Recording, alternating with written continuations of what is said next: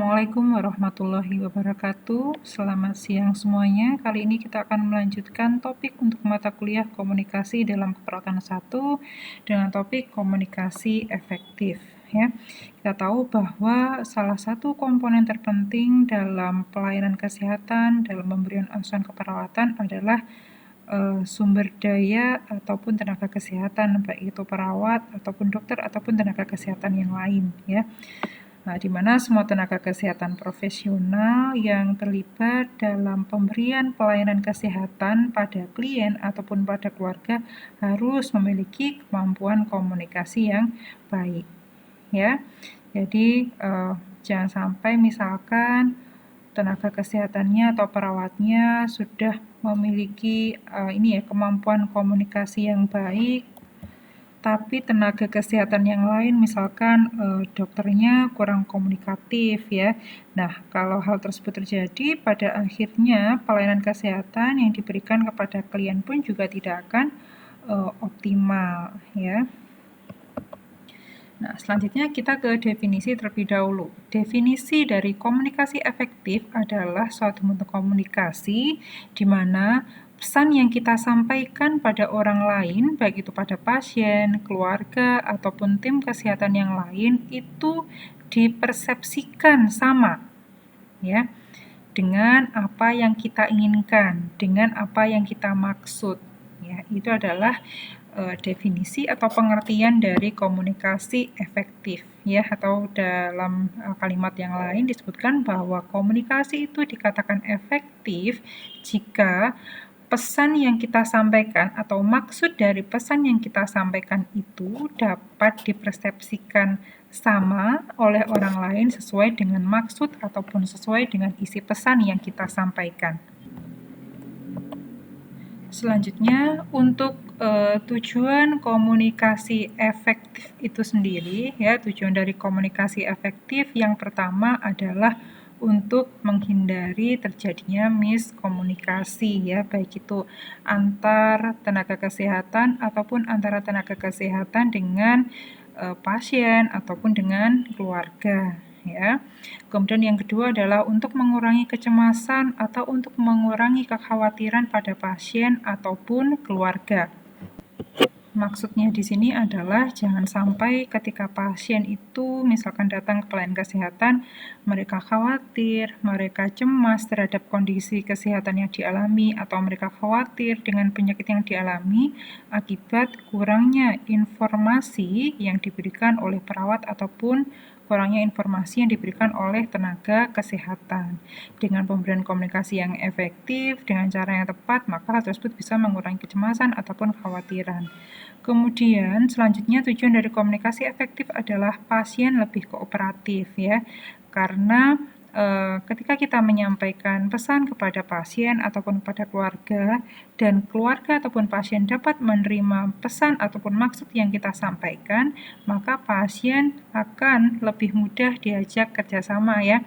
Atau misalkan ketika kita melakukan pengkajian, maka dengan sukarela pasien ataupun keluarga memberikan informasi sesuai dengan yang kita butuhkan, ya, untuk menentukan tindakan yang akan diberikan kepada pasien. Ya, ini adalah tujuan dari komunikasi efektif. Selanjutnya, ini ada beberapa hal yang perlu diperhatikan, ya, sebelum kita melakukan komunikasi, agar komunikasi yang kita lakukan kepada tenaga kesehatan ataupun komunikasi yang kita lakukan kepada pasien ataupun keluarga itu bisa berjalan efektif.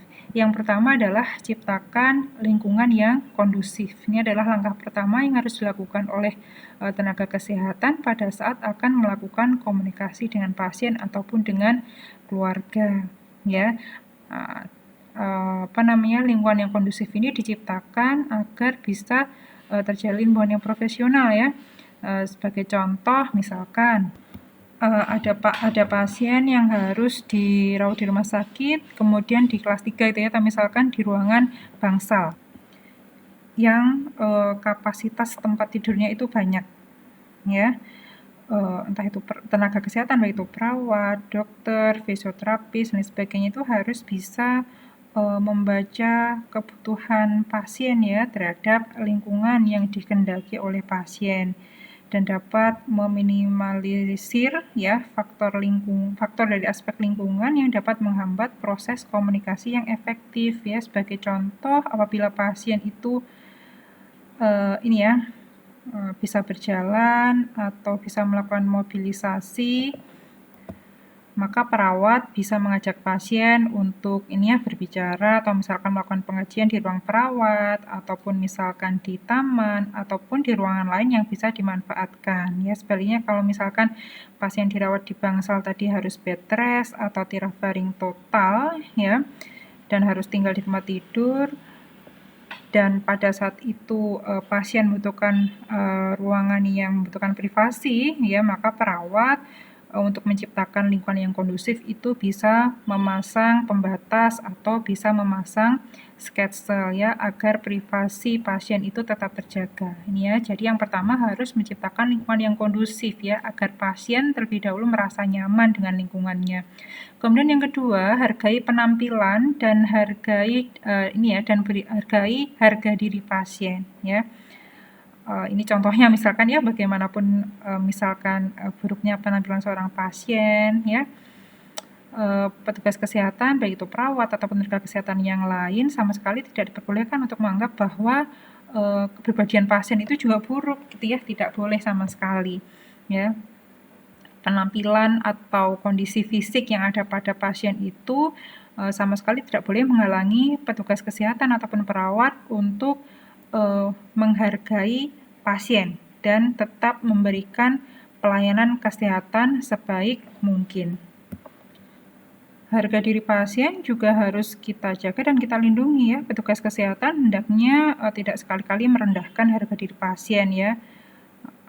Apabila pasien merasa misalkan ada perilaku tenaga kesehatan baik itu perawat, dokter ataupun tenaga kesehatan yang lain yang dirasa dirasa mempermalukan pasien sehingga harga diri pasien jatuh, maka biasanya pasien tidak akan mau menjalin hubungan yang terapetik ya dengan tenaga kesehatan ya, sehingga komunikasi efektif tidak akan berlangsung ya, bahkan bisa jadi pasien itu akan mengakhiri suatu hubungan gitu ya. Jadi tidak ada rasa percaya antara pasien dengan tenaga kesehatan. Kemudian yang perlu diperhatikan yang pertama yang kedua tadi kita harus menghargai penampilan pasien secara fisik. Kemudian yang ketiga, posisi perawat atau tenaga kesehatan lain dengan posisi pasien ini juga harus diperhatikan. Ini saya rasa sudah diajarkan di materi Pak Satria kemarin. Ya, jadi posisi seorang dalam berkomunikasi itu akan mengaruhi proses interaksi selanjutnya. Pasien akan merasa tidak nyaman ya apabila posisi perawat dan pasien itu tidak sejajar ya. Sebagai contoh misalkan pada saat melakukan komunikasi pasien dalam posisi duduk sedangkan perawat dalam posisi berdiri ya. Situasi seperti itu merupakan situasi yang tidak menyenangkan ya. Pasien akan bisa jadi merasa berada di posisi yang lebih rendah dibandingkan dengan posisi perawat, sehingga bisa menimbulkan perasaan digurui ataupun dihakimi ya, atau merasa lebih rendah itu ya posisinya dari tenaga kesehatan seperti itu. Oleh karena itu, agar komunikasi dapat efektif, maka dalam berkomunikasi usahakan posisi perawat atau posisi tenaga kesehatan dengan pasien itu sejajar, saling berhadapan ya. Kemudian memperhatikan jarak personal ya, ada teori yang mengatakan 1,5 sampai 4 meter ya. Dan apabila kedua belah pihak itu ya antara pasien dan perawat dalam posisi yang sama, maka sifat hubungan itu menjadi sifat hubungan yang seolah kami atau kita gitu ya. Jadi tidak ada posisi atau tidak ada pihak yang lebih rendah ataupun lebih tinggi. Kemudian yang keempat, sebelum komunikasi berlangsung, ini juga harus menyamakan tujuan perlunya komunikasi itu berlangsung ya. Jadi sebelum komunikasi dilakukan, perawat dan pasien harus sama-sama meyakinkan diri ya bahwa mereka menghendaki komunikasi tersebut dilakukan ya, sehingga mereka merasa perlu untuk menjalin suatu hubungan ya. Hubungan di sini maksudnya adalah ketika melakukan komunikasi, maka mereka sama-sama membutuhkan gitu ya. Beda lagi kalau misalkan salah satu dari kedua belah pihak itu tidak menghendaki untuk dilakukannya komunikasi, maka komunikasi efektif juga tidak akan tercapai. Seorang perawat akan merasa perlu menjalin hubungan baik dengan pasien, ya. Salah satu alasannya adalah dengan harapan perawat dapat memperoleh informasi yang berkaitan dengan kondisi kesehatan pasien selengkap mungkin. Nah, timbulnya kepercayaan pasien kepada perawat, ya. Kemudian agar pasien juga kooperatif saat kita melakukan tindakan, ya, serta agar pasien itu mau menjalankan saran-saran yang diberikan oleh perawat ataupun oleh tenaga kesehatan untuk mengatasi permasalahan kesehatan, ya. Jadi ini harus perawat ataupun tenaga kesehatan dan pasien harus sama-sama punya tujuan interaksi, tujuan komunikasinya itu untuk apa, ya. Nah, selanjutnya di sini ada beberapa teknik komunikasi efektif yang bisa dilakukan oleh perawat kepada pasien. Ini yang pertama adalah pusatkan perhatian pada pasien, ya. Jadi saat ada di pelayanan kesehatan, semua pasien tentunya ingin mendapatkan pelayanan yang terbaik, ya, bagi dirinya. Pasien ingin mendapatkan perhatian penuh dari perawat ataupun tenaga kesehatan lain yang menangani permasalahan kesehatannya. Oleh karena itu, perawat pada saat memberikan pelayanan kesehatan pada pasien hendaknya tidak memecah perhatian perawat pada orang ataupun objek yang lain, ya. Bisa jadi ketika perawat itu memecah konsentrasinya pada orang ataupun objek yang lain, pasien merasa diabaikan atau mungkin merasa tidak dilayani dengan sepenuh hati, ya. Dengan memberikan perhatian yang penuh kepada pasien, berarti perawat telah memberikan pelayanan yang bermartabat, ya. Berikan pelayanan yang menyenangkan, ya, kepada pasien, ya. Jadi saat kita melakukan pelayanan, fokus kita adalah pasien. Kemudian yang kedua, berikan pelayanan kesehatan yang efisien, ya. Memberikan pelayanan kesehatan yang efisien ini maksudnya adalah menggunakan waktu yang sewajarnya untuk memenuhi keinginan ataupun harapan pasien, ya. Jadi fokus dari prinsip yang kedua ini adalah petugas kesehatan ataupun perawat harus bisa membaca apa yang menjadi kebutuhan pasien, ya. Beberapa pasien memang membutuhkan waktu pelayanan kesehatan yang lebih lama, ya.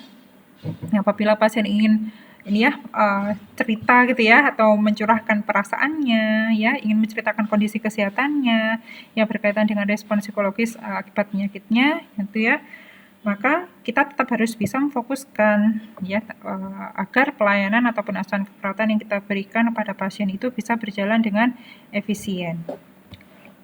Begitu juga sebaliknya, ya, saat perawat memberikan pelayanan kesehatan, jangan terkesan terburu-buru, ya, dalam memberikan pelayanan kepada pasien. Karena kalau kita misalkan saat melakukan pengkajian untuk mendapatkan data dari pasien, kemudian kita terburu-buru, maka dikhawatirkan data yang kita peroleh dari pasien itu tidak lengkap ataupun tidak akurat, ya. Kemudian teknik komunikasi efektif yang ketiga adalah tingkatkan harga diri pasien, ya. Jadi kalau kita berbicara tentang konsep diri, harga diri itu memang suatu bagian yang penting, ya, pada diri seorang, ya. Dalam kondisi apapun, pasien pasti akan berusaha untuk mempertahankan harga dirinya, ya. Bahkan dalam kondisi apapun, ya, pasien mungkin akan tetap berusaha untuk tetap mempertahankan harga dirinya, ya. Walaupun mengeluarkan biaya yang tidak sedikit, gitu ya. Yang penting harga dirinya tetap terjaga, gitu ya. Ada sebagian pasien yang seperti itu. Nah, sering dijumpai keluhan dari pasien, ya, tentang pelayanan kesehatan, baik itu dari dokter, perawat ataupun tenaga kesehatan yang lain itu yang dianggap tidak menyenangkan, ya, mungkin menyinggung harga diri pasien, ya, sehingga pasien bisa marah atau mungkin memutuskan untuk pindah ke rumah sakit yang lain yang lebih mahal, yang pelayanan lebih bagus, ya. Seperti itu. Bahkan kalau perlu mungkin bisa berobat ke luar negeri, gitu ya, karena menganggap kalau pelayanan di luar negeri itu pasti bagus, pasiennya selalu diperhatikan dan sebagainya, ya. Jadi kita sebagai perawat juga tetap harus bisa meningkatkan harga diri pasien, ya. Jangan sampai melakukan tindakan atau mengeluarkan kalimat yang itu bisa menyinggung harga diri pasien. Sebagai suatu contoh, ya, kasus, ya, ada pasien baru, seorang anak-anak dirawat di ruang pavilion ya di sebuah rumah sakit. Nah, secara fisik pasien tersebut tampak tidak rapi ya, atau mohon maaf ini ya, kalau kasarnya seperti dari kalangan ekonomi menengah ke bawah ya. Demikian juga dengan ibu dari si anak yang menemani ini dan juga keluarga yang mengantar ya. Nah, selanjutnya karena pasien ini masuk ke ruang pavilion ya, otomatis ada tenaga kesehatan. Ini tujuannya tidak untuk menyudutkan salah satu tenaga kesehatan ya, ada tenaga kesehatan yang menangani, di mana tenaga kesehatannya itu sudah senior ya. Ini contoh aja ya. Nah, sebagai satu contoh, nah tenaga kesehatan yang menangani, ketika tenaga kesehatan senior yang menangani ini sudah datang, ibu pasien tuh bertanya ya, kira-kira berapa hari anak saya nanti ini harus dirawat di rumah sakit. Kemudian tenaga kesehatannya tadi tidak langsung menjawab, tapi beliau ini malah sibuk membolak-balik status pasien ya, gitu, yang ditulis oleh tenaga kesehatan yang lain. Nah, si ibu pasien tadi otomatis tampak tidak puas ya, walaupun dia juga tidak tampak marah ya. Sehingga si ibu pasien tadi mengulang pertanyaannya ya, berapa lama anak saya nanti harus diopname di rumah sakit ya, karena si ibu ini juga bekerja dan juga harus mengatur jadwal kerjanya ya. Nah, namun tenaga kesehatan ini tadi justru menjawab, saya tidak tahu ya, tapi kalau ibu tidak ada niat anaknya dirawat di ruang pavilion rumah sakit ini, kenapa ibu bawa ke sini dan seterusnya. Nah, otomatis hal tersebut akan menyinggung perasaan si ibu ya. Jadi kalau misalkan ada pertanyaan seperti itu, kita harus bisa memberikan jawaban yang tepat agar jangan sampai pasien itu tersinggung ya. Kemudian yang keempat, bina hubungan baik dan harmonis dengan pasien ya. Jadi biasanya ya seorang akan terus melanjutkan interaksi dengan orang lain apabila mereka merasa nyaman selama hubungan itu berlangsung atau selama interaksi itu berlangsung, dan seorang akan segera mengakhiri suatu hubungan atau interaksi apabila merasa dirinya terancam, merasa dirinya tidak nyaman ya, atau merasa jika harga dirinya itu direndahkan gitu ya. Nah, membina hubungan yang baik antara petugas kesehatan, salah satunya adalah perawat dengan pasien itu sangat diperlukan ya.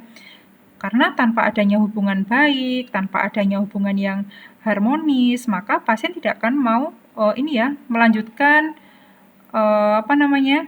pemeriksaan ataupun pengobatan berikutnya gitu ya. Apabila masih terus melanjutkan hubungan tersebut terjadi karena biasanya karena terpaksa ya sudah saya memang harus berobat di sini ya, makanya saya berobat gitu ya. Jangan sampai seperti itu ya. Jadi saat kita menjalin hubungan atau melakukan komunikasi dengan pasien, usahakan membina hubungan yang baik dan hubungan yang harmonis dengan pasien ataupun dengan keluarga. Kemudian teknik komunikasi efektif yang kelima adalah berikan penjelasan dan informasi sebaik mungkin. Nah, ini adalah salah satu prinsip dasar dalam memberikan pelayanan jasa atau dalam memberikan pelayanan jasa kesehatan atau memberikan pelayanan keperawatan ya, adalah menjaga kepercayaan orang lain yang menerima pelayanan kita.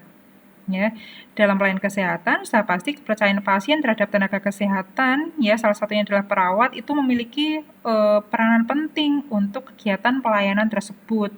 Ya, seorang yang sakit itu tidak hanya fisiknya saja yang berubah kondisinya, tetapi secara psikologis dan sosial mereka juga mengalami perubahan ya.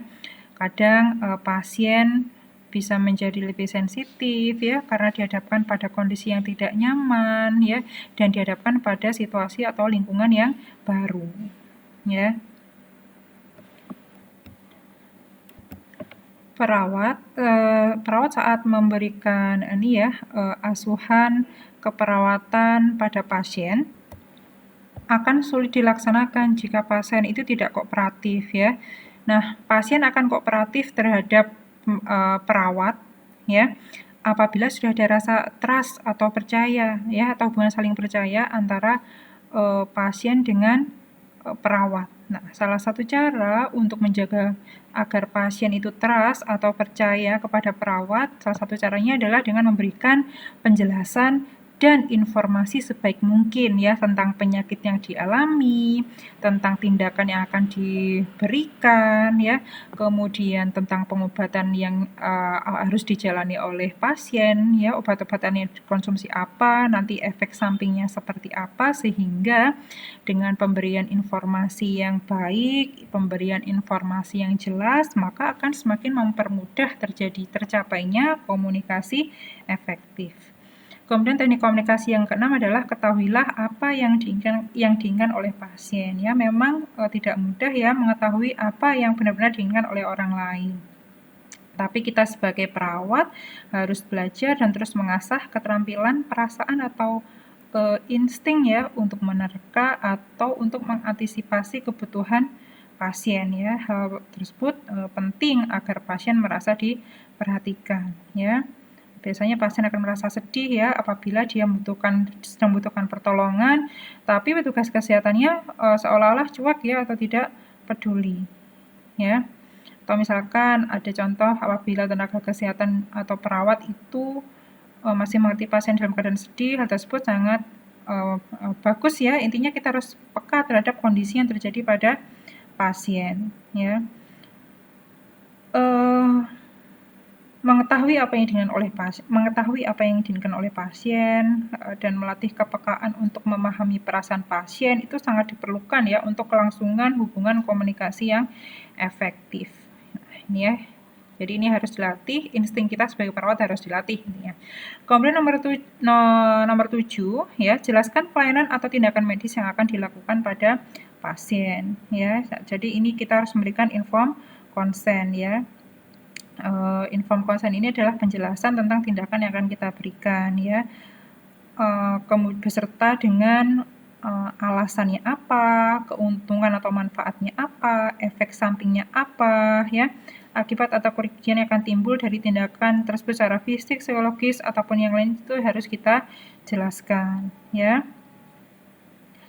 Nah, jadi tindakan ini perlu dilakukan ya, pemberian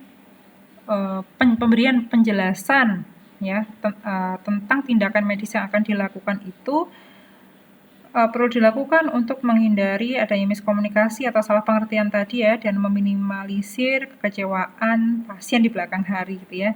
Nah, di samping itu dengan memberikan penjelasan kepada pasien sebelum melakukan tindakan, berarti tenaga kesehatan itu melakukan suatu tindakan yang mengarah sebagai bentuk menghargai pasien ya, sebagai orang yang memiliki otonomi terhadap dirinya. Kemudian teknik yang ke-8 adalah, nah ini ya, jika tenaga kesehatan itu tidak mampu melayani, maka alihkan pada tenaga kesehatan lain yang lebih mampu. Ya. Nah, itu tadi adalah teknik-teknik komunikasi efektif. Nah, untuk menjalankan teknik-teknik komunikasi efektif, ada beberapa prinsip komunikasi efektif yang harus diperhatikan. Ya, jadi dengan adanya komunikasi efektif diharapkan dapat mengatasi permasalahan yang mungkin timbul akibat adanya hubungan antara tenaga kesehatan dengan pasien. Ya, karena dengan adanya keberhasilan komunikasi antara tenaga kesehatan dengan pasien pada umumnya ini akan menimbulkan rasa nyaman dan menimbulkan rasa puas ya bagi kedua belah pihak. Ya, baik itu pasien ataupun tenaga kesehatan. Nah, ini ada beberapa prinsip untuk menciptakan komunikasi efektif. Yang pertama yaitu keterbukaan ya, baik itu keterbukaan secara fisik ataupun psikologis ya. Keterbukaan di sini maksudnya adalah membuka diri bagi orang lain ya, bereaksi pada orang lain secara spontan dengan didasari rasa yang tulus ya. Jadi prinsip komunikasi efektif yang pertama tadi adalah keterbukaan ya. Jadi pada awal komunikasi yang pertama dilihat oleh pasien adalah apakah tenaga kesehatannya itu membuka diri atas kehadiran pasien secara tulus ataukah tidak, gitu ya. Welcome ya. Jadi yang pertama kita harus welcome kepada pasien. Kemudian yang kedua adalah respect atau peduli ya. Respect atau peduli pada orang lain, pada pasien ini penting ya, perlu dilakukan dengan memberikan rasa hormat dan saling menghargai ya. Rasa peduli kepada orang lain dengan didasari rasa hormat dan saling menghargai merupakan kunci komunikasi dengan orang lain ya. Jadi pada prinsipnya semua manusia itu kan pasti ingin dihargai ya dan diakui keberadaannya. Demikian juga dengan pasien ya. Jadi apabila dokter atau perawat itu respect ya, peduli pada pasien, dengan sendirinya pasien juga akan mengikuti. Pasien akan merasa dihormati dan juga dihargai, sehingga sebagai tenaga kesehatan kita pun juga akan dihormati dan juga dihargai. Kemudian yang ketiga, prinsip komunikasi efektif adalah empati ya. Empati ini adalah kemampuan untuk menempatkan diri ya pada situasi ataupun kondisi yang dihadapi oleh orang lain ya, atau kita bisa merasakan perasaan orang lain ya. Jadi rasa empati ini sangat diperlukan dalam memberikan pelayanan kesehatan ya. Bagaimana seorang perawat itu dapat merasakan penderitaan pasien ya tanpa harus hanyut dalam permasalahan pasien ya. Dan rasa empati ini dapat dikembangkan apabila tenaga kesehatan, baik itu perawat ataupun dokter, memiliki keterampilan untuk mendengarkan apa yang dikeluhkan oleh pasien dan keluarga, memiliki kemampuan untuk merasakan apa yang dirasakan oleh pasien dan keluarga, dan memiliki keterampilan untuk berbicara atau memberikan tanggapan atas apa yang disampaikan oleh pasien ataupun keluarga. Ya, kemudian prinsip komunikasi efektif yang keempat adalah care ya. Care atau perhatian ini ya. Ini adalah kemampuan untuk memberikan perhatian pada orang lain ya. Jadi seorang itu kita ya pasti akan merasa senang ya apabila diri kita itu diperhatikan ya. Dengan diperhatikan, terutama juga pasien ya, maka harga diri pasien itu bisa akan meningkat ya. Pasien akan merasa dirinya itu dihargai ya dan diakui keberadaannya. Kemudian yang kelima adalah sikap positif ya. Perawat diharapkan bisa menunjukkan sikap yang positif ya, baik kepada pasien, diri sendiri ataupun lingkungan. Apapun yang dilakukan oleh pasien ya dan dikomunikasikan oleh pasien secara baik itu verbal ataupun non-verbal, kita sebagai perawat harus tetap memberikan penilaian yang positif ya. Kemudian yang keenam adalah sikap mendukung. Ya, jadi komunikasi itu akan berjalan efektif apabila kedua belah pihak ya, baik itu perawat atau tenaga kesehatan dan pasien itu saling memberikan dukungan ya terhadap pesan yang disampaikan. Perawat akan memberikan dukungan kepada pasien ya untuk menyelesaikan masalah kesehatan yang dihadapi. Sebaliknya, pasien akan memberikan dukungan kepada tenaga kesehatan ataupun perawat ya dengan memberikan informasi yang benar yang terkait dengan penyakit atau keluhan yang dialami secara jelas. Kemudian pasien juga kooperatif dalam setiap tindakan yang diberikan kepada pasien ya. Nah, sikap saling mendukung ini akan memberikan perasaan yang nyaman ya bagi kedua belah pihak. Ya, pasiennya merasa nyaman ya dengan tenaga medis, dengan tindakan yang diberikan kepada pasien ya, tenaga medis pun atau tenaga kesehatan pun juga akan merasa nyaman ya karena pasiennya kooperatif ya, atau misalkan saat kita memberikan tindakan keperawatan pasiennya itu tidak mudah protes dan sebagainya, sehingga komunikasi atau interaksi yang dilakukan itu bisa berjalan efektif. Kemudian yang ketujuh adalah rendah hati ya. Jadi apapun kondisi pasien ya, tidak peduli baik itu misalkan pasiennya kaya atau pasiennya kurang mampu, berpendidikan atau tidak, dan sebagainya, semua itu harus dilayani dengan rendah hati dan kasih sayang. Ya. Karena terkadang karena kondisi penyakit yang dialami oleh pasien akan mengalami kecemasan ya atau mengalami gangguan psikologis ya. Tidak jarang ditemui pasien itu mudah sekali marah atau mungkin ini mudah protes, cerewet, minta perhatian gitu ya, dan lain sebagainya.